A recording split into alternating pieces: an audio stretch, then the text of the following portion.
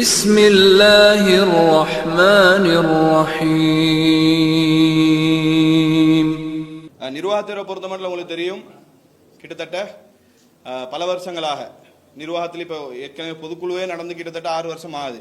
அப்போ நிர்வாக தேர்வு வைக்கிறதுடைய நோக்கம் ஏற்கனவே சொல்லிட்டேன். எங்களுடைய ஜமாத்துடைய யாப்பு படி கிட்டத்தட்ட ஒரு ஆள் என்ன செய்யலாம், ஒரு முக்கிய பொறுப்பில் தலைவர், செயலாளர், பொருளாளர் என்ற பொறுப்பில் தொடர்ச்சியாக 2 முறை இருக்கலாம். அதாவது ஒரு பதவி காலம்ன்றது 3 வருஷம், ஸோ 2வது முறை இருந்தா 6 வருஷம். அதுக்கு பிறகு தேவைப்பட்ட ஒரு துணை பொறுப்பில் இருக்கலாம். அதுக்கு பிறகு என்ன செய்யணும்னு சொன்னால் டோட்டலாகவே ஜமாத்தை விட்டு, அதாவது நிர்வாகத்தை விட்டு வெளியே இருந்துட்டு ஒரு பீரியட் முடிஞ்சதுக்கு பிறகு என்ன செய்யலாம், உள்ளுக்கு வரலாம்ன்ற மாதிரி வச்சிருக்கிறோம். ஸோ எங்களோட நிர்வாகத்தை பொறுத்த மட்டும் இது எல்லாமே ஒரு முழுக்க ஒரு அங்கீகாரம் பெற்ற நிர்வாகம். இது சட்டப்படி நாங்கள் இது அங்கீகாரம் வாங்க வேண்டியது. புதிய நிறைய பேர் எடுத்திருக்கிறோம். இவங்களை நிர்வாகிகளாக நாங்கள் உள்வாங்கட்டுமான்னு கேட்கணும். பட் கேட்கல என்னன்னு கேட்டால் இதை கலைக்கிறதுனால இந்த நிர்வாகத்தை கலைச்சிட்டு புதிய ஒரு நிர்வாகத்தையே தேர்வு செய்வோம். அப்போ அவங்க என்ன செய்வாங்க, ஒரு 3 வருஷ காலத்துக்கு போவாங்க. அதுக்கு பிறகு தேவைப்பட்ட அடுத்த ஸ்டெப்பை கொண்டு போவாங்கன்ற அடிப்படையில் நிர்வாக தேர்வு வைக்கலாம்னு சொல்லி தீர்மானிச்சிருக்கிறோம். இப்போ நாங்கள் நிர்வாகத்தை கலைச்சிட்டு அல்லாண்டு கீழே போவோம். டோட்டலாகவே எஸ்எல்டிஜியினுடைய தலைமை நிர்வாகம் டோட்டலாக கலையுது. இப்போ இதுக்கு பிறகுதான் அடுத்த புதிய நிர்வாகத்தை நீங்கள் தான் என்ன செய்யணும், தேர்வு செய்யணும். கீழே கதவுகள் எல்லாம் கொஞ்சம் மூடிடுங்க, இல்லவாமா. யாரும் இதுக்கு பிறகு வெளியே போக விடுவானம். அது வாலண்டியர்ஸ் தான் பொறுப்பு. யாரும் வெளியே போக விடுவானம், லிஃப்ட் எல்லாம் இது பண்ணுவாங்க. Right, okay. இப்போ நிர்வாக தேர்வு நடத்த வேண்டியிருக்குது. அதில் சில அடிப்படைகளை சொல்கிறேன், எந்த மாதிரி தேர்வு செஞ்சால் பொருத்தமாக இருக்கும் அப்படின்ற சில விஷயங்களை அனுபவத்தின் அடிப்படையில் சில விஷயங்களை சொல்கிறேன். ஸோ அதுக்கு பிறகு என்ன செய்வோம், நாங்கள் தேர்வு நடத்துவோம். அந்த தேர்வு நடத்துறதுக்காக வேண்டி எங்களோட கண்டி மாவட்ட ரில்வா மாமாவையும் கண்டி மாவட்டத்தினுடைய இன்னொரு நிர்வாகி மிஷால் அவர்களையும் மேடை கலைக்கிறேன். 2 பேரும் அந்த தேர்வை நடத்தி தருமாறு கேட்டுக்கொள்கிறேன். Right, okay. இதில் நிர்வாக தேர்வு நடத்தும் போது ஃபர்ஸ்ட் மார்க்க ரீதியாக உள்ள விஷயம் என்னன்னு கேட்டால், அல்லாஹ் குர்ஆன்ல சொல்லக்கூடிய கண்டிஷன்ஸ், யார் நிர்வாகியாக வரணும் அப்படின்னு சொல்லி பார்த்தீங்கன்னா, ஜமாத் நிர்வாகம்ன்றதை பொறுத்த மட்டும் எங்களுக்கு ஜமாத் நிர்வாகம் மட்டுமல்ல, பள்ளிவாசல் நிர்வாகமும் சேர்ந்து தான். அந்த ஜமாத் நிர்வாகம்ன்றது பள்ளிவாசலை மெயின்டைன் பண்ணணும். கிளைகளை மெயின்டைன் பண்ணுறது, கிளைகள் ஒட்டுமொத்த பள்ளிவாசலை மெயின்டைன் பண்ணுறது தான். ஸோ ஒரு கிளைன்றது ஒரு பள்ளிவாசலுக்கு சமன். தலைமையகத்திலும் ஹெட் ஆஃபீஸ், கீழே பள்ளிவாசல், அது நிர்வகிக்கப்பட்டு கொண்டு இருக்குது. எனவே ஒரு சிறந்த நிர்வாகம் அல்லாஹ் சொல்கிற மாதிரி ஒரு குவாலிஃபிகேஷனில் இருந்தால் மிக பொருத்தமாக இருக்கும். அல்லாஹ் சொல்லக்கூடிய தன்மை என்ன, இன்னமா யஅமுரு மசாஜித் அல்லாஹ், பள்ளிவாசலை நிர்வாகம் பண்ணக்கூடிய ஆளாக இருந்தான்னு சொன்னால் முதலாவது அவர் அல்லாஹ்வை நம்பியிருக்கணும். வல் யௌமில் ஆஹிர், மறுமை நாளை அவர் நம்பியிருக்கணும். அதே போல அகாம சலா, தொழுகை நிலைநாற்றாளாக இருக்கணும். அவர் தொழாத ஒரு ஆளை நிர்வாகத்தில் வைக்கிறது எந்த அர்த்தமும் இல்லை. ஏன்னா பள்ளிவாசல் அல்லாஹ்வுடைய மாளிகையை நிர்வகிக்க போகக்கூடிய ஆட்கள். எனவே தொழக்கூடிய ஆளாக இருக்கணும். அதே போல ஆத்த ஜக்காத் கொடுக்கக்கூடிய ஆளாக இருக்கணும். இது இஸ்லாத்துடைய பெரும் கடமைகளில் வரக்கூடிய விஷயம். அதே போல அதை விட ஸ்பெஷல் குவாலிஃபிகேஷனாக இஸ்லாம் எதிர்பார்க்கக்கூடிய, அல்லாஹ் எதிர்பார்க்கக்கூடிய முக்கியமான ஒரு விஷயம் என்னன்னு கேட்டால், வலம் யக்ஷா இல்லல்லா, அல்லாஹ்வை தவிர எவனுக்கும் பயப்படக்கூடாது. என்ன சரி ஒன்றுன்னு சொன்னால், இந்த கேட்டகரி இல்லாமல் இருக்கும்போது தான் நிறைய பிரச்சனை. கிளை நிர்வாகமாக இருக்கட்டும், தலைமை நிர்வாகமாக இருக்கட்டும், இந்த ஒரு பண்பில் மற்ற எல்லாமே கரெக்டாக இருக்கும். இந்த ஒரு பண்பு வீக்காக போகும். அல்லாஹ்வை தவிர வேற எவனுக்குமே பயப்படக்கூடாது. ஏன்னா நாங்கள் தவறு செய்யக்கூடிய ஆட்கள் இல்லை. பயம்ன்றது அல்லாஹ்வுக்கு மட்டும்தான் இருக்கணும். இங்கே என்ன நடக்குதுன்னு சொன்னால், என்ன சரி ஒரு பிரச்சனை அரைவாசி பேர் விட்டுட்டு ஓடுற மாதிரி சிச்சுவேஷன் ஆகுது. பிழை செஞ்சு இருந்தால் கூட பயப்படுறது நியாயம் இருக்குங்களா. ஒரு பிழையும் செய்யாமல் நாட்டுக்கு நல்லதை செஞ்சு குர்ஆன் சுன்னாவை நாங்கள் பேசி எதுக்கு பயப்படணும்? அப்போ பயப்படாத ஒரு ஆளாக அல்லாஹ்வை தவிர வேற யாருக்கும் பயப்படாத ஒரு ஆளாக என்ன செய்யணும், நிர்வாகிகள் இருக்கணும். தலைவர் மட்டுமல்ல, ஒட்டுமொத்த நிர்வாகமே இந்த கேட்டகரியில தான் இருக்கணும். ஏன்னா ஏற்கனவே உங்களுக்கு தெரியும் 11 பேர் கொண்ட நிர்வாகம், அதில் அரைவாசி பேரை காணல. அப்படிப்பட்ட ஒரு நிலை தான் இருக்குது. அப்போ ஈமான் உறுதியாக, கொள்கை உறுதியோடு நின்று ஃபைட் பண்ணுற மாதிரி ஒரு சிச்சுவேஷன் இருக்கக்கூடிய ஆட்களை செலக்ட் பண்ணா மிக பொருத்தமாக இருக்கும். ஸோ மார்க்க ரீதியாக உள்ள முதலாவது விஷயம், இறையச்சத்தை அடிப்படையாக வைத்து செயல்படக்கூடிய ஒரு ஆளாக இருந்தால் மிக பொருத்தமாக இருக்கும். அடுத்தது நிர்வாக தேர்வு நடத்தும் போது சும்மா விளையாட்டுக்கு முஸ்பாத்திக்கு ஆட்கள் சொல்லாதீங்க. இங்கே நிறைய விஷயம் அப்படி நடந்துட்டு இருக்குது. நிறைய பேர் விளையாட்டுக்கு சும்மா ஆட்களை வேற சொல்லிட்டு போகிறாங்க. அதுக்கு பிறகு என்ன நடக்குது, பெரிய ஒரு அமானிதம்ன்றதை என்ன செய்யணும், முடிவு எடுக்கணும். சும்மா ஒரு பள்ளிவாசல் நிர்வாக தேர்வு கூட கிடையாது. அதை விட பெரிய ஒரு தேசிய நிர்வாகத்தை செலக்ட் பண்ண போகிறோம். இங்கே நீங்கள் முஸ்பாத்திக்கு ஆள் சொல்லிட்டு போனோன்னே அதுக்கு பிறகு என்ன நடக்கும்னு கேட்டால், மசூராக்கு வர மாட்டாங்க, எந்த இதுக்குமே வர மாட்டாங்க. நான் தானே ஏலான்னு சொன்னேன், நீங்கள் தானே கொடுத்து அடம் முடிச்சு வச்சிங்கன்னு சொல்லி ஜமாத்தே நாசமாக போகிறதுக்குரிய ஒரு இதாக இருக்கும். அதனால் நீங்கள் பரிந்துரை செய்கிறேன்னு சொன்னால் அதுக்கு நீங்கள் மறுமையில் பதில் சொல்ல தயாராக பரிந்துரை செய்யுங்க. சும்மா ஜொலிக்கு சொல்லிட்டு போய் நாளைக்கு மறுமையில் மாட்டிக்கொள்கிற மாதிரி ஒரு சூழ்நிலை வரக்கூடாது. அதனால் யாரும் விளையாட்டாக இதை எடுக்காமல் சீரியஸாக உங்களோட பார்வையில் இவரை எனக்கு பரிந்துரை செய்யலாம், இவர் ஜமாத்தை கொண்டு போவார், இதுக்குரிய சூழ்நிலை பேக்ரவுண்ட் அவருக்கு இருக்குது என்றத மனசுல வச்சு என்ன செய்யுங்க, நீங்க வந்து பரிந்துரை செய்யுங்க. சும்மா வந்து இவருக்கு பயம் பண்ண தெரியும்னு சொல்லி நிறைய பேர் நாங்க நிர்வாகம் செலக்ட் பண்றதே எப்படின்னு கேட்டா இதுதான், யாருக்கு பேச தெரியுமோ அவர் நிர்வாகி. இங்க வந்து நாங்க அவரோட முட்டி மோத வேண்டிய சூழ்நிலை வரும். பேச மட்டும்தான் தெரியுமா இருக்கும், வேற ஒண்ணுமே தெரியாம இருக்கும். நிர்வாகம் சம்பந்தமான பேசிக்கான நாலேஜ்கள் இல்லாம அதுக்கு பிறகு நிர்வாகத்தில் அடிச்சு கொண்டு சாகிறதுக்கே காலம் சரியா போகும். அதனால ஓரளவு ஒரு நிர்வாகம் சம்பந்தமான நாலேஜ் உள்ள ஒரு ஆளாக மிக தகுதியான ஆளை வந்து என்ன செய்யணும், செலக்ட் பண்ணி சொன்னா மிக பொருத்தமா இருக்கும். இது ஒரு விஷயம். அடுத்தது வந்து கொள்கை உறுதிமிக்க ஒரு ஆளாக ஏற்கனவே சொன்ன போல அதோட சேர்த்து நடைமுறையில நாங்க பிராக்டிக்கலா பார்க்குற இஷ்யூ என்னன்னு சொன்னா, தலைமை நிர்வாகத்தில் இருக்கும்போது குறைஞ்சபட்சம் வாரத்துக்கு ஒரு முறை நாங்க வாராந்த மசூரா வைப்போம். அந்த வாராந்த மசூரா தான் முழு ஜமாத்தை இயக்கிறதுக்கு அந்த 3 மணி நேரமோ 4 மணி நேரம் மசூரான அதுதான் மெயின். அப்ப அதுல வந்து கலந்து கொள்ளக்கூடிய ஆட்களாக இருக்கணும். அப்ப அதுல கலந்து கொள்ளாம இருந்தேன்னு சொன்னா ஜமாத் வந்து கன்ஃபார்மா ஃபெயிலியரா தான் போகும். ஏன்னா ஒரே ஆள் என்ன செய்வாங்க, முடிவு எடுத்துட்டு போவாங்க, இருக்கிற கொஞ்சம் பேர் முடிவு எடுத்துட்டு போற மாதிரி இருக்கணும். அதனால பொறுப்புக்கு வரக்கூடிய ஆட்கள் அந்த அமானிதத்தை உணர்ந்து ஜமாத்துக்காக வேண்டி கடைசி கட்டமா நிர்வாகமா செய்யறது ஒரு கடைசி கட்ட பங்களிப்பு தான் என்ன, குறைஞ்சபட்சம் மசூராக கலந்து கொள்றது. எல்லா பயணங்கள்லையும் கலந்து கொள்ளாட்டியும் குறைஞ்ச மசூராக்கு சரி வந்து அவனோட கருத்து சொல்ற மாதிரி இருக்கணும். அப்ப இந்த ஒரு நிலை இல்லாத ஒரு ஆளை தூக்கி போட்டேன்னு சொன்னா சிரமம். அதே போல வெளியிலிருந்து மிச்சம் தூரத்திலிருந்து நிர்வாகத்துக்கு வரலாம், அது பிரச்சனை கிடையாது. ஆனா அதிகமாக வெளியிலிருந்து வரும்போது அடுத்த நடைமுறை சிக்கல் என்னன்னு சொன்னா, மசூராக்கு வந்து போகும்போது டிரான்ஸ்போர்ட் செலவு. இப்ப உதாரணமா கிழக்கு மாகாணம் நீங்க பாத்தீங்கன்னு சொன்னா பாரிய ஒரு பஸ் செலவே கிட்டத்தட்ட 7-8,000 வந்துடும் வந்து போறதுக்குள்ள. அப்ப 4 மசூரா கணக்கு பாருங்க, சும்மா ரவுண்டா ஒரு 8-10,000 வைங்களே, 40,000 ரூபாய் மசூராக்கு டிரான்ஸ்போர்ட் செலவு கொடுக்க வேண்டி வரும். அப்ப இது ஒரு பெரிய ஒரு நடைமுறை ஏற்கனவே மைனஸ் ஓடிட்டு இருக்குது. அதுல இதுவும் வந்து சேர்ந்தேன்னு சொன்னா இன்னும் சிக்கலா போகும். அதனால வரக்கூடாதுன்றதல்ல, வரலாம். ஒருத்தர குறிப்பிட்ட ஷோர்ட்டா இருந்தேன்னு சொன்னா என்ன செய்யலாம், மேனேஜ் பண்ணி கொள்ளலாம். ஸோ இதை கொஞ்சம் கவனத்தில் கொள்ளுங்க. கொஞ்சம் கிட்ட இருக்கிற மாதிரி இருந்தேன்னு சொன்னா, அதாவது தலைமைக்கு வந்து போற மாதிரி பங்களிப்பு செய்யற மாதிரி இருந்தேன்னு சொன்னா மிக பொருத்தமாக இருக்கும். அதுலயும் குறிப்பாக வந்து ஃபுல் டைம் இருக்க கிடைச்சா இன்னும் பெஸ்ட். பட் ஃபுல் டைம் எல்லாரையும் வந்து ஸ்டாஃபாக வைக்கிறதுக்குரிய கண்டிஷன் இப்போ ஜமாத்திலையும் இல்லைன்றது தெரியும். இருந்தாலும் மேக்சிமம் நெருக்கமான அளவில் இருந்தேன்னு சொன்னால் ஜமாத் இன்னும் வீரியமாக போகும். ஸோ அந்த அடிப்படையில் நிர்வாக தேர்வை இறைவனுக்கு பயந்து சிறப்பான முறையில் நடத்துமாறு கேட்டுக்கொள்கிறேன். ஸோ இப்போ முழு அதிகாரமும் போக போது இவங்க 2 பேருக்கும் தான். இவங்க 2 பேரும் பார்த்து முடிவெடுப்பாங்க. அஸ்ஸலாமு அலைக்கும் வரஹ்மத்துல்லாஹி வபரகாத்துஹு. இப்போ நாம் ஒரு முக்கியமான ஒரு சந்தர்ப்பத்தில் முக்கியமான ஒரு நேரத்தில் இருக்கிறோம். ஏன்னா அடுத்த கட்ட நிர்வாக தேர்வு, தேசிய நிர்வாகிகளை தேர்வு செய்யக்கூடிய ஒரு தருணம். இந்த தேர்வுக்கு முன்னாடி ஜமாத்துடைய பைலா அது சம்பந்தமான ஒரு தகவலை நான் முதல்ல தெளிவுபடுத்திக்கிறேன். பொதுவாக வந்து தேசிய நிர்வாகத்துக்குள்ளே வரக்கூடியவங்க தொடர்ச்சியாக 3 தடவை முக்கிய பொறுப்புகளுக்கு வர முடியாது. தலைவராகவோ செயலாளராகவோ பொருளாளராகவோ வர முடியாது அப்படின்னு நாம் ஒரு கேட்டகரி வச்சிருந்தோம். அதுதான் இப்போதைக்கு வரைக்கும் நடைமுறையில் இருக்குது. ஆனால் இதில் ஏதாவது சட்டத்திட்டங்களை மாற்றுறதாக இருந்தால் பொதுக்குழு உறுப்பினர்களுடைய அனுமதியின் பேரில் நாம் என்ன செஞ்சுக்கலாம், மாற்றிக்கொள்ளலாம். ஆரம்பத்தில் ஜமாத்துடைய வளர்ச்சியை பொறுத்த வரைக்கும் அது ஒரு பெரிய ஒரு வளர்ச்சியாக இருந்துச்சு. எந்த அளவுக்கு வளர்ச்சின்னு சொன்னால், பொதுக்குழுக்கும் நான் வாரேன்னு சண்டை பிடிப்பாங்க. நாம் எப்படியெல்லாம் ரூல்ஸ் போடுவோம்னு சொன்னால், கிளை நிர்வாகிகள் பரிந்துரைக்கக்கூடிய ஒரு சில உறுப்பினர்கள், நிர்வாகிகள் வரலாம், தாய்க்கள் வரலாம். கூடுதலாக யாராவது ஒரு 10 பேரை கேட்டாங்கன்னு வைங்களேன், 2 பேருக்கு அனுமதி கொடுப்போம். அந்த அளவுக்கு அடிச்சு பிடிச்சிட்டு பொதுக்குழுக்கு வந்தாங்க. அந்த அளவுக்கு ஜமாத்துடைய வளர்ச்சி இருந்துச்சு. இதை ஏன் சொல்றேன்னா, பலமா இருக்கக்கூடிய நேரத்தில் தான் தொடர்ச்சியாக 3 தடவை நிர்வாகத்துக்குள்ள வர முடியாதுன்னு ஒரு சட்டத்தை வச்சிருந்தோம். ஆனா இப்ப ஜமாத் ஆரம்பத்தில் எப்படி இருந்துச்சோ அந்த நிலைமைக்கு நம்ம வந்திருக்கிறோம். திரும்பவும் ஜமாத்தை வளர்த்துட்டு போகக்கூடிய ஒரு நிலையில தான் நம்ம இருக்கிறோம். இப்ப நீங்க விரும்பினா, பொதுக்குழு உறுப்பினர்கள் விரும்பினா, இந்த சட்டத்தை தளர்த்தி, இப்போதைக்கு இந்த சட்டத்தை தளர்த்தி மீண்டும் அவங்களுக்கு இன்னொரு வாய்ப்பு கொடுப்பதற்கு நீங்க சம்மதிக்கிறீங்களா? சம்மதிக்கிறேன்னு அல்லாஹ் அக்பர் கையை உயர்த்துங்க. சரி, அல்ஹம்துலில்லாஹ். அடுத்தது இன்னும் ஒரு தகவல். நிர்வாகிகளாக நாம யாராவது பரிந்துரை பண்ணக்கூடிய நேரத்தில் முதல்லையே சொல்றது ஏலா. இப்ப நம்ம மாவட்ட ரீதியா போவோம், ஒவ்வொரு கிளைகளுக்கும் போயிட்டு எங்களோட சொந்த வேலை மாதிரி பா யாராவது வாங்கலே, ஒருத்தர் வாங்கலே, நிர்வாகத்தில் நில்லுங்களே கெஞ்சுவோம். கெஞ்சுறது எங்களுக்கு ஏதாவது இருக்குதா?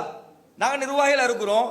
இப்போ அந்த கிளையில உதாரணத்துக்கு வரக்காமுறை கிளைன்னு வைங்களே, வரக்காமுறை அப்படி இல்லை, உதாரணத்துக்கு சொல்றேன். வரக்காமுறை கிளையில ஒருத்தர நிர்வாகியா போடுறதுல நமக்கு ஏதாவது பிரயோஜனம் இருக்குதா? உலகத்துல இருந்து லாபமாவது இருக்குதா? அக்குர்ணை கிளையில ஒருத்தர போடுறது எங்களுக்கு என்னமா லாபம் இருக்குதா? தௌலகல கிளையில ஒருத்தர நிர்வாகியா போடுறது அல்லது தௌலகல கிளையில தாவா நடக்கிறதால உலகத்துல எங்களுக்கு ஏதாவது பிரயோஜனம் இருக்குதா? ஒரு பிரயோஜனமும் இல்லை. சொல்ல போனா எங்கட எல்லா வேலை வெட்டியை விட்டுட்டு வருமானத்தை விட்டுட்டு அவ்வளவு தூரம் போயிட்டு அங்க உட்காந்து கெஞ்சணும், பாய் நிர்வாகத்துக்கு வாங்க பாய், நிர்வாகத்துக்கு வாங்க பாய். ஏன் உங்க ஊர்ல உங்க குடும்பத்துக்கு நீங்க தவா செய்யறது நிர்வாகத்துக்கு வாங்க பாய்னு கெஞ்சணும். அப்படியா போட்ட ஒரு நிலைமை தான். இப்ப அதே ஒரு நிலைமைய தலைமை நிர்வாகத்துக்கு ஆக்கிடாதீங்க. யாரையாவது ஒருத்தர பேரை பரிந்துரைக்கப்பட்டா இன்ஷா அல்லாஹ் அல்லாவுக்கான பணி, ஏன்னா சொந்த வீடு சொந்த தேவைக்காகவே நான் ஏறான்னு சொல்ல மாட்டேனே. ஒரு மயத்து விழுந்துருச்சுன்னா இவ்வளோ பிஸியான வேலையா இருந்தாலும் வீட்டுல வாப்பா மௌத்தா போயிட்டாரு, எனக்கு அந்த வேலை இருக்கு இந்த வேலை இருக்குன்னு சொல்லுவோமா? அடே வாப்பா மௌத்தா போனதான் பெரிய வேலை, அதானே பார்ப்போம். அத மாதிரி இது ஜமாத்துடைய வேலை, அல்லாஹ்வுடைய வேலை, மார்க்கத்துக்காக செய்ய வேண்டிய ஒரு பணி. அதனால கண்டிஷன் ஏறான்னு சொல்லாம முழுமையான ஒரு பங்களிப்பை நீங்க கொடுங்க. இன்ஷா அல்லாஹ் அடுத்தது நிர்வாக தேர்வு, தலைவர் செயலாளர் பொருளாளர்னு தொடர்ச்சியா இன்ஷா அல்லாஹ் ரில்வா மாமா கேட்பாரு. ஒவ்வொருத்தர பேரை நீங்க பரிந்துரை பண்ணுங்க. அப்ப தலைவரா யார பரிந்துரை பண்ணலாம்னு சொல்றீங்க? நீ ஒத்தர் இல்ல 2-3 பேரை வேணாலும் சொல்லலாம். ஓட்டெடுப்பின் அடிப்படையில் அவங்கள நம்ம நிர்வாகத்துல போடுவோம். ஆசாத் நானா, ஆசாத் நானா வாங்க இன்ஷா அல்லாஹ் மேடைக்கு. இஷா மௌலவி வாங்க. சரி, ஆசாத் நானா, ரியால் நானா, இஷா மௌலவி 3 பேரும் வாங்க. வேற யாரையாவது பேர் இருக்குதா? இவங்க 3 பேர்ல பேர் இல்லாம ஃபசீஹ் மௌலவி, ஆசாத் நானா, இஷா மௌலவி, ரியால் நானா, அடுத்தது எங்கட ஃபசீஹ் மௌலவி. ஃபசீஹ் மௌலவி எங்க? ஃபசீஹ் மௌலவி வாங்க. சார் ஒரு நிமிஷம் பேசிட்டு அது பிறகு செலக்ட் பண்ணா செலக்ட் பண்ணுறேன். கருத்து சொல்றேன், நான் சில தகவல் சொல்றேன், அதே பிறகு நீங்க முடிவெடுங்க. இது வந்து நான் ஓடி ஒளியறதுக்காக வேண்டி சொல்லல, தகவல் என கருத்தை நான் சொல்றேன், அதுக்கப்புறம் நீங்க முடிவெடுங்க. முடிவுக்கு கட்டுப்படுறதுக்கு தயாராக தான் இருக்கிறேன். ஃபர்ஸ்ட் விஷயம் என்னன்னு சொன்னா, இப்ப பைலா சம்பந்தமா ஒரே அடியில அந்த நிலைப்பாடை டோட்டலாவே மாற்றுவோம்ன்ற ஒரு நிலைப்பாட்டுக்கு வந்திருக்குது. ஃபர்ஸ்ட் இந்த பைலா இந்த சட்டம் ஏன் கொண்டு வந்ததுன்னு சொன்னா, உண்மையிலே அதுல பெரிய நலவுகள் இருக்குது. ஒரு ஜமாத் வந்து தொடர்ச்சியாக ஒரே ஆளை வச்சு பயணிக்கும் போது அதனுடைய ஜமாத்துடைய சிந்தனைகள் அதே போல ஆர்வமா இருக்கட்டும் எல்லாமே குறைஞ்சிட்டு போகும். ஒரு புதிய ஆள் வரும்போது தான் என்ன நடக்கும்னு கேட்டா புதுசா யோசிப்பாரு, என்ன சரி இன்னும் ஸ்பெஷலா செய்யணும், இதை வந்து இன்னும் சிறப்பாக கொண்டு போகணும் அப்படின்ற மாதிரி சிந்தனை வரும். அது போக ஒரே ஆள் திரும்ப திரும்ப இருந்தேன்னு சொன்னா இது ஒரு போதையா மாறும். என்ன அது எனக்கு கருத்து சொல்றேன், அது போற மக்கள் ஓகே என்ன நிலைப்பாட்டை நான் சொல்றேன், அது போற முடிவு எடுக்கிறேன். கருத்து சுதந்திரம் இருக்குதானே? கருத்து சுதந்திரம் எல்லாரும் பேசுவாங்க, எல்லாரும் பேசுவாங்க. இல்ல ஒவ்வொருத்தரா பேசுவோம், டைம் போயிடும். இப்ப உங்களை நிர்வகித்தா நீங்க இருப்பீங்களா இதே மாதிரி? அப்போ கருத்து சொல்லுவீங்க தானே, அதனால சொல்ல விடுங்க.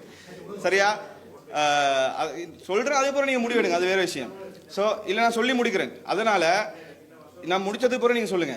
விஷயம் என்னன்னு சொன்னா, சோ இதுக்கு முன்னே உங்களுக்கு தெரியும் சில குறிப்பிட்ட ஆட்களே நிர்வாகத்தில் இருக்கணும்ன்ற மாதிரி நிலை வந்து லாஸ்ட்டுக்கு அதை போதை முத்தி போய் லாஸ்ட்டுக்கு ஜமாத்தே சீரழிகிற மாதிரி ஒரு சூழ்நிலையும் வந்துச்சு.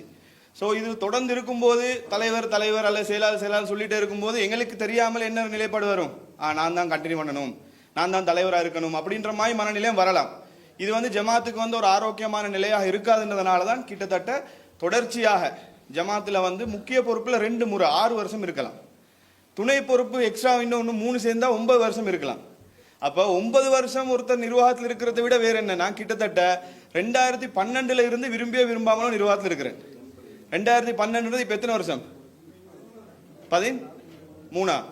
நடுவுல பிரச்சனைகள் வந்து தடை எல்லாம் வந்து ஏதோ எதுலேயுமே அல்லாட கிருப்பையால பிரச்சனைன்னு வரக்குள்ள விட்டுட்டு போகவும் இல்லை.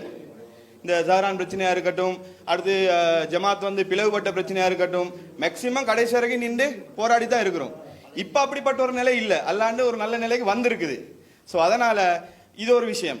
அடுத்த விஷயம் என்னன்னு சொன்னா, தேவையில்லாத விமர்சனங்களையும் தவிர்க்கலாம். எப்ப பார்த்தாலும் இவர் தான் தலைவரா வேற ஆள் இல்லையா அப்படின்ற மாதிரி வெளியில விமர்சிக்கப்படும். விமர்சனத்துக்கு நாங்கள் பயப்பட தேவையில்லை, பட் சில நியாயமான விமர்சனங்களாக இருந்தால் ஏற்றுக்கொள்ள தானே வேணும். ஜமாத்துல நிர்வாகிக்க ஆள் இல்லாட்டி பிரச்சனை இல்லை. ஸோ அப்படிப்பட்ட ஒரே நிலையும் இருக்கிறதுனால என்ன இந்த நிர்வாக பொறுப்புக்கு முக்கிய பொறுப்புகளுக்கு கொண்டு வராமல் இருக்கிறது. சொல்ல போனா எங்களோட நிர்வாக பொறுப்புகள் இல்லாம அதுக்காக வேண்டி ஜமாத்துல இருந்து போறன்றது அல்ல, மேக்சிமம் ஜமாத்திலிருந்து எங்களால் ஏழுமான பங்களிப்பை தரத்தான் போகிறோம். ஸோ பொறுப்புக்கு கொண்டு வராமல் இருந்தால் நல்லமன்றது என்ற தாழ்மையான ஒரு ரிக்வெஸ்ட். என் கருத்தை நான் சொல்லிட்டேன், உங்களோட கருத்து நீங்கள் சொல்லலாம். ஆரம்பத்திலே நம்ம சுருக்கமாக சொல்லிட்டோம்.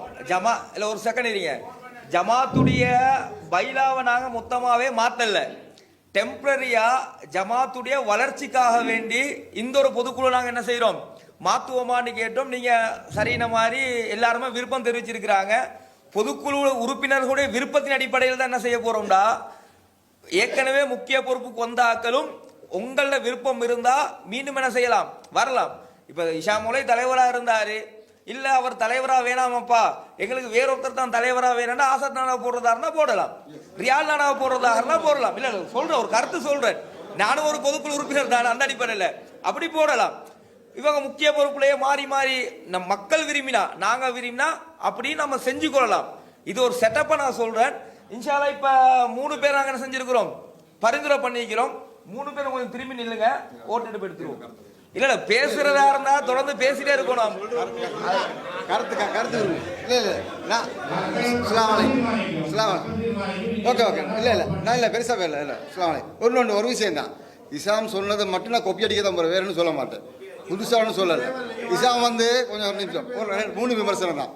இஸ்லாம் பிரதர் சொன்னது வந்து 2016 இருக்கிறேன்னு சொல்லி அது ஒரு விமர்சனமாக போகும்னு சொன்னார். நான் 2010 இருக்கிறேன், அதை கவனிச்சுக்கோங்க. ஒன்று. ரெண்டாவது வந்து ஒரு நிமிஷம் வெளியே போன உள்ளே தான் வெளியே அனுப்பவே இல்லை. ஒன்று. அதெல்லாமல் தொடர்ச்சியாக நினைக்கிறதால இவர் சொன்னது போல புதுசாக யாரும் வந்தாங்கன்னு சொன்னால் இன்னும் புதிய புதிய தகவல் உருவாகி ஜமாத்தையும் மேல்மிச்சு கொண்டு போகலாம். நான் ஓரடி பழைய 2005 ஸ்டார்ட் ஆகி 2010 வந்து அதில் இப்படி தூரம் வந்ததால கொஞ்சம் கொஞ்சம் நீங்கள் பென்ஷன் ஆகி நல்ல நினைக்கிறேன். எனக்கு கருத்து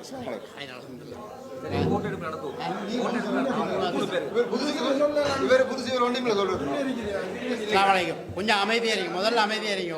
இது மக்கள் உங்களோட ஓட்டு தான், நீங்கள் சொல்கிறது தான் இது.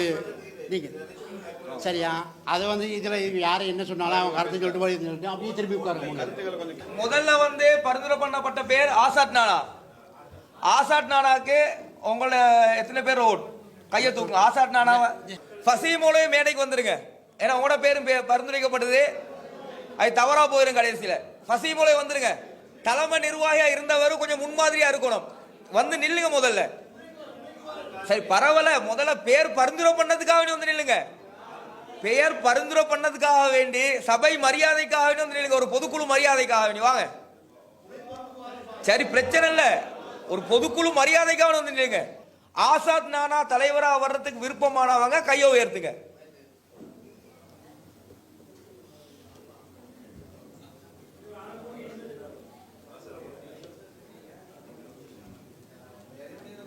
ரைட். அடுத்ததா வந்து 2ஆவதா பெயர் பரிந்துரைக்கப்பட்டது இஷா மௌலவியா ரியால் நானாவா? ரியால் நானா. ரைட். ரியால் நானா தலைவரா வர்றதுக்கு விருப்பமானவங்க கையை உயர்த்துங்க.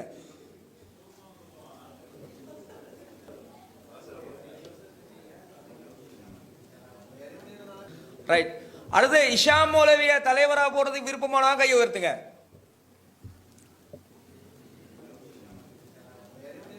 சரி.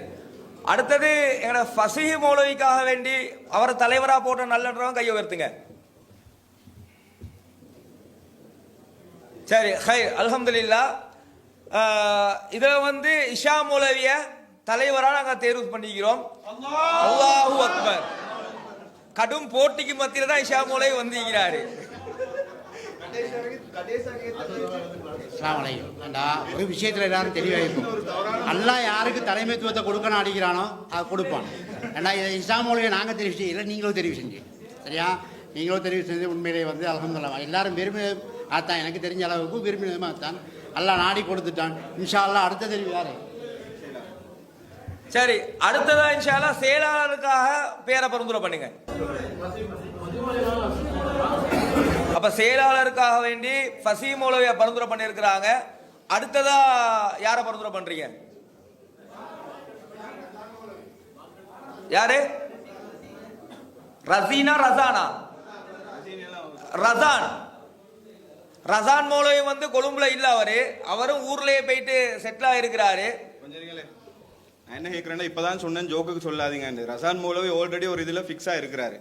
உங்களுக்கு தெரியும் தானே, அது தெரிஞ்சு கொண்டு தானே ரசான் மௌலவியை சொல்கிறீங்க. அப்போ சும்மா டைம் வேஸ்ட் தானே. அவர் வந்து ஆல்ரெடி ஒரு தொழிலில் வந்து ஃபிக்ஸ் ஆகி மஷூராக்கே வந்து கொள்ள இல்லாத கண்டிஷனில் இருக்கிறாரு. அவர் அது தொழிலை விட்டுட்டு வருவாருன்னா அவரை வந்து தலைவராகவே போட்டு கொண்டு போகலாம். உண்மையிலே ஜமாத்துக்கு பெரிய ஒரு இழப்பு தான்.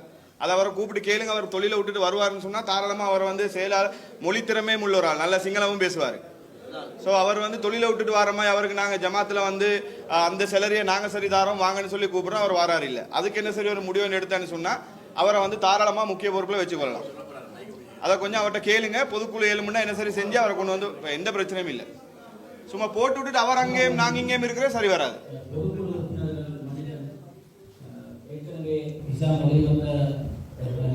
தேர்வு செய்யக்கூடிய சொல்ற மாதிரி நீங்கள் ஜோக்கு சொல்லாமல் ஜமாத் அடுத்த கட்டத்தை கொண்டு போகக்கூடிய தூர சிந்தனையோடு நீங்கள் என்ன செய்கின்ற நிர்வாகிகளை முன்மொழிங்க.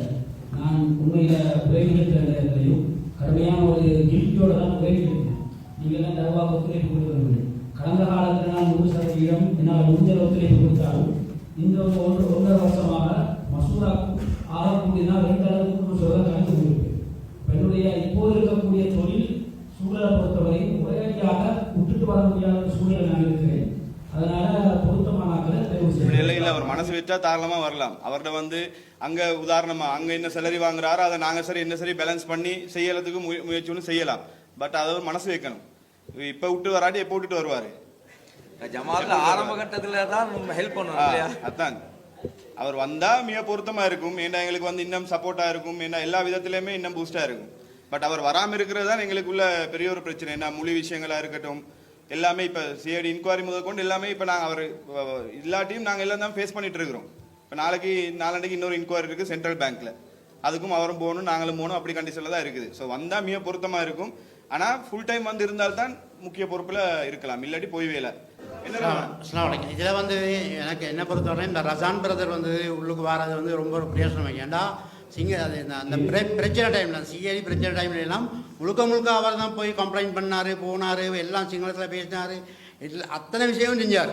எங்களுக்கு ஒரு சிங்களத்தில் தாய் ஒன்று இல்லைன்னு சொல்ல ஒரு பிரச்சனை கூட இல்லாமல் இருந்தது அந்த டைமில். இப்போ டோட்டலாக பங்களிப்பு இல்லாமல் போயிட்டு இப்போ ஒட்டுமொத்தமாக இல்லையே, ஒட்டுமொத்தமாக இல்லை. அவர் ஒரு தாயாக கூட ஒரு இடத்துக்கும் போகிறது கிடையாது. உண்மையிலே பெரிய ஒரு இழப்பு எங்களுக்கு.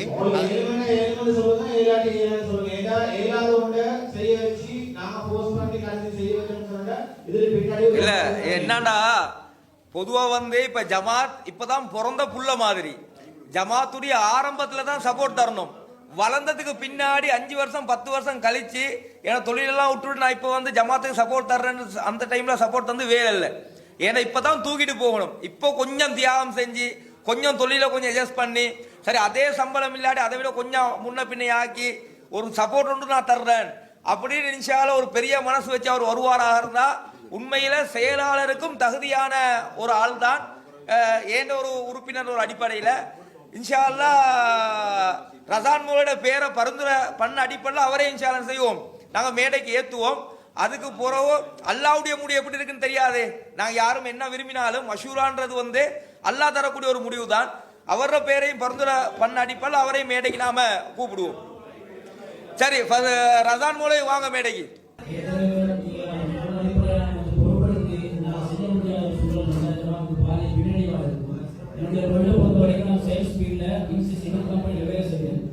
நான் முன்னிட்டு டிஎஸ் மாதிரி கடைகளுக்கு சீனி கொடுத்த கணக்கு வழக்கு வருது. அப்போ அதை நான் செட்டில்மெண்ட் பண்ணாமல் இருந்தேன்னா எனக்கு அங்கே கெட்ட பேர். அப்போ எனக்கு கம்பெனியை பொறுத்த வரைக்கும் 6 குறைந்தது ஒரு 6 மாத காலம் சரி அதை நான் செட்டில் பண்ணுறதுக்கு காலம் தேவைப்படும். அடுத்த பொதுக்குழு இன்ஷா அல்லாஹ் நிச்சயமாக முக்கிய பொறுப்புக்கு வாரமாய் முன்கூட்டியே கணக்கு வழக்கெல்லாம் கொடுத்துருங்க. இப்போதே அடுத்தால செலக்ட் பண்ணுங்க. ஏன்னா வந்து இப்படித்தான் ரசான் உண்மையிலேயே ஜமாத்துக்கு ஏற்கனவே சொன்ன மாதிரி நாங்கள் அந்த பிரச்சனைகள் ஃபேஸ் பண்ணக்கூடிய எல்லா பீரியட்லையும் ரசான் தான் செயலாளராக இருந்தார். நான் தலைவராக இருக்கும்போது ரசான் செயலாளராக இருந்து நாங்கள் 2 பேரும் தான் எல்லாமே ஃபேஸ் பண்ணோம். 2 கோணத்தில் 2 விதத்தில் பிரித்து எல்லாம் ஹேண்டில் பண்ணிட்டு போனோம். ஸோ அவருக்கு மொழி திறமையும் வந்து நல்லாவே இருக்குது. சிங்களம் வந்து பேசுகிறதா இருக்கட்டும் எல்லாமே அவர் ஹேண்டில் பண்ணிட்டு போவார். ஸோ வந்து அவர் இருக்கிறது உண்மையிலே பெரிய ஒரு பலம் தான். ஆனால் அவர் வந்து அங்கே சம்மாந்துறையில் இருந்து கொண்டு இங்கே நிர்வாகம் செய்கிறது எப்படியுமே செட் ஆகாது. ஏன்னா அது எப்படியுமே சாத்தியம் இல்லை. அதனால் வந்து அவர் தொழிலை விட்டுட்டு வருவாருன்னா நிச்சயமாக ஜமாத்துக்கு இன்னும் அடுத்த கட்ட ஒரு வளர்ச்சியாக இருக்கும். அது அவர் தான் டிசைட் பண்ணணும். அவர் 7 ஆண்டு சொல்கிறதுனால அடுத்த கட்டமாக ஃபசி மௌலியோட தேர்வு தான் போக வேண்டியது. வேற யாரும் இருக்கிறீங்களா செயலாளராக சொல்கிறதுக்கு? ஃபசி மௌலி, ஃபசி திரும்புங்க, ஓட்டெடுப்பு எடுப்போம். மாற்று கருத்து இருக்கான்னு பார்ப்போம். சரி, பசி மூலை செயலாளராக வாரத்துக்கு எத்தனை பேர்? அல்லாஹு அக்பர். தலைவரோட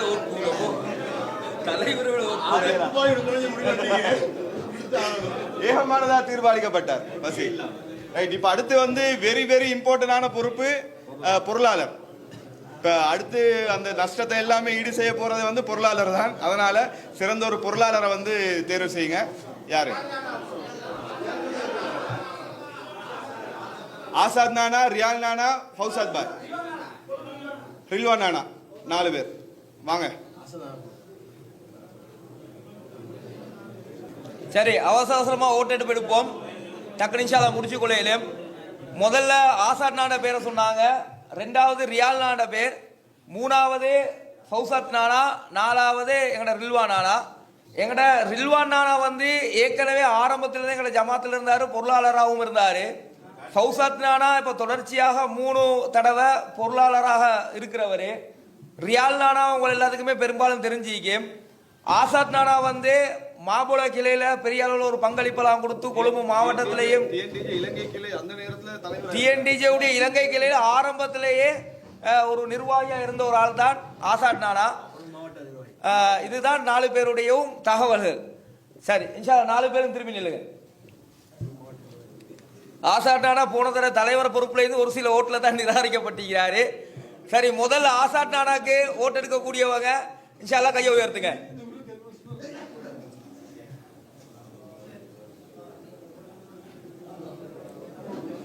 சரி, மொத்த பொதுக்குழு உறுப்பினர்களை 3/4 பேர் கையை உயர்த்திட்டீங்க. அப்ப மத்தாக்களை நாம ஓட்டு எடுப்பாம ஆசாத் நானாவே இன்ஷா அல்லாஹ் பொருளாளரா போட்டுருவோம். அல்லாஹு அக்பர். இப்ப துணை தலைவர். சரி, அடுத்ததாக துணை தலைவருக்கு பேர் பரிந்துரை பண்ணக்கூடியவங்க ரியாலான் அப்படியே வாங்க மேல வாங்க. சரி, ரியாலானா துணை தலைவரா? வேற யாராவது பரிந்துரை பண்ணிட்டீங்களா? இல்ல. சரி, அல்லாஹு அக்பர். எல்லாரும் மேக்ஸிமம் ஓட் ஏகமனதாக தீர்மானிக்கப்பட்டிருக்காரு. அடுத்து துணை செயலாளர். துணை செயலாளர்கள் துணை செயலாளர் பேர் எங்களுக்கு 11 பேர் வரைக்கும் போடலாம். டோட்டல் நிர்வாகம் 11 வர மாதிரி. அதுல பேலன்ஸ். சரி, இன்னும் 7 பேரை வந்து துணை செயலாளர்களாக போடலாம். இன்ஷா அல்லாஹ் நீங்க என்ன செய்யுங்கன்னாக்க உங்க பகுதிகளில் நல்ல வீரியமா இருக்கிறவங்க, அதே மாதிரி வந்து கொஞ்சம் பங்களிப்பு கொடுக்கக்கூடியவங்க, இவங்களோட பேர்கள் என்ன செய்ய பேர்களை நீங்க இன்ஷா அல்லாஹ் பரிந்துரை பண்ணுங்க. ஃபாராஸ் 1 வாங்க, ரிகாஸ் 2, கொழும்பு ரில்வான் நானா முன்னுக்கு வாங்க, ரீசா பிரதர், ஃபௌசாத் பாய் வாங்க. சரி, உங்களோட கருத்து சொல்லுங்க. அஸ்ஸலாமு அலைக்கும். இந்த இடத்துல ஒருத்தரை பேர் சொல்லும்போது எழும்பி வர்றாங்க. யாருமே விருப்பத்தோடு வர்றதில்லை. ஆனால் மிக நிச்சயமாக நீங்கள் இந்த முறை அல்ல, அடுத்த முறை அல்ல, அதுக்கடுத்த முறை அல்ல, 10 தடவை வச்சாலும் நிர்வாகத்துக்கு வந்து உட்காரும். ஏன்னு சொன்னால் இது கொள்கை உறுதி.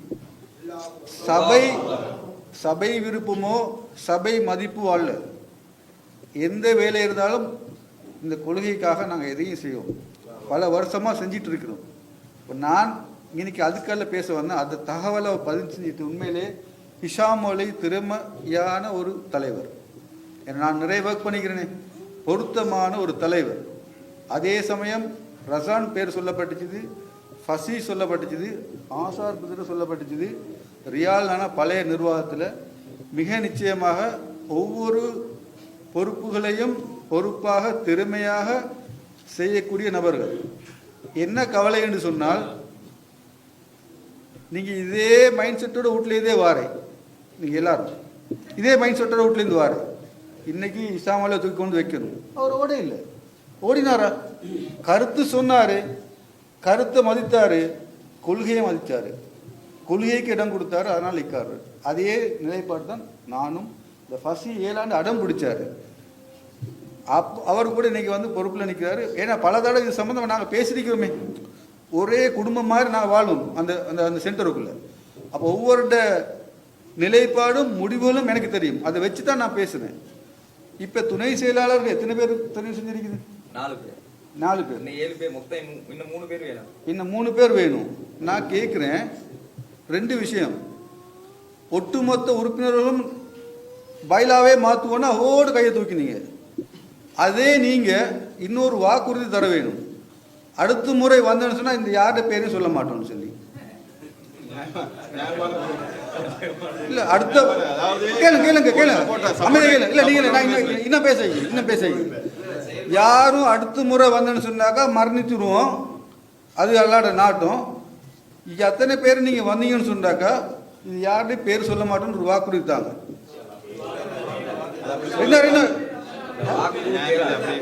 அப்ப இன்னொன்று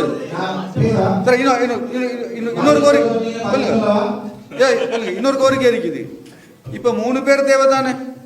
எல்லாரும் பேர் சொல்லித்தானே வந்தீங்க இவ்வளவு காலமும். இந்த கொள்கைக்காக நான் தியாகம் செஞ்சு நான் வரேன்னு 3 பேர் வாங்கல. 3 பேர் யார் சொல்லுவாங்க? நான் இவ்வளவு தான் நியமிச்சு ஈக்கிறாக்களே செஞ்சாக்களே கொண்டு வச்சுக்கிறீங்க. செய்வோம். எக்ஸ்பீரியன்ஸ் இருக்குது. எக்ஸ்பீரியன்ஸ் உங்களை புதியாக்களுக்கு வரக்கூடாதா? இன்னைக்கு ஆசாத் பிரதர் இருக்கிறாரு அக்கௌண்ட்ஸுக்கு மாஷாலா என்னோட நான் அக்கௌண்ட் செஞ்சதுக்கு ஒடிட்டு தான் செக் பண்ணி தான் போனேன். 4 மாதத்துக்கு 6 மாதத்துக்கு ஒருக்கா மசூராக்கே நான் வரதில்லை. இருந்தாலும் ஜமாத்தை ஓட்டிட்டு இருக்குது. ஆசாத் பிரதர் பக்கபலமாக இருப்பாங்க. நான் உண்மையில எதிர்பார்த்தேன் அவர் பொருளாளராக வரணும்னு நான் எதிர்பார்த்தேன். அது தீர்மானிக்கப்பட்டார். அதே மாதிரி இன்னும் 3 பேர் வாங்க. நாங்களாம் விரும்பி வாங்கல. அதுக்கு இடம் கொடுங்களேன். சும்மா எல்லாம் அமைதியா இருங்களேன். நீங்க சொல்ல வானது இல்ல கேட்க சொல்லல. நீங்க கேட்க வானது அவங்கள நானா விரும்பி இந்த கொள்கைக்கு இந்த ஜமாத்துக்கு இவ்வளவு காலம் இருக்கிறோம். ஒரு 3 பேர் வாங்கல. முதலாவது ஒரு ஆள் எழும்புங்கள. நான் இந்த கொள்கைக்கான நான் தான் உதாரணம் சொன்னேன். இவ்வளவு பேர் நாங்க நியமிச்சு நாங்க வந்து விருக்காம வந்து நிக்கிறோம். எழும்புங்கள. யார் எழும்புரு? ஒரு ஆள் எழும்புங்கள. முதலாவது ஒரு ஆள் எழும்புங்கள. நான் வாரேன், மசூராக்கெல்லாம் வருவேன், துணை செயலாளர் வருவார், நான் இருக்கிறேன்னு சொல்லி எழும்புங்கள. சரி இன்ஷா அல்லாஹ். இப்போ நீங்க 4 பேரை பரிந்துரை பண்ணிருக்கிறீங்க. இன்னும் 3 பேரை பரிந்துரை பண்ணுங்க இன்ஷா அல்லாஹ். ரிகாஸ் ஈகிறாரு. சிலாஃபம் இஃப்னாஸ். அஸ்ஸலாமு அலைக்கும் வரஹ்மத்துல்லாஹி வபரகாத்துஹு.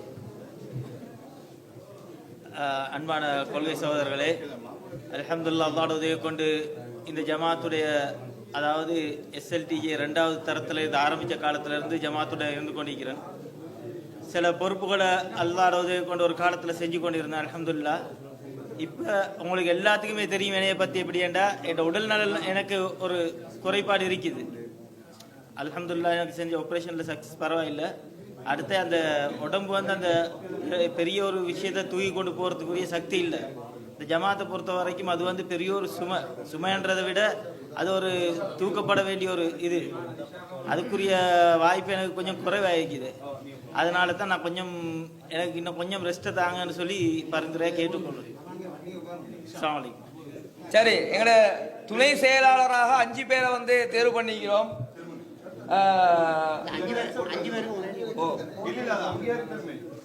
5 பேரை நீங்க அங்கீகரிக்கிறீங்களா? தனித்தனியா ஓட்டு எடுப்போமா?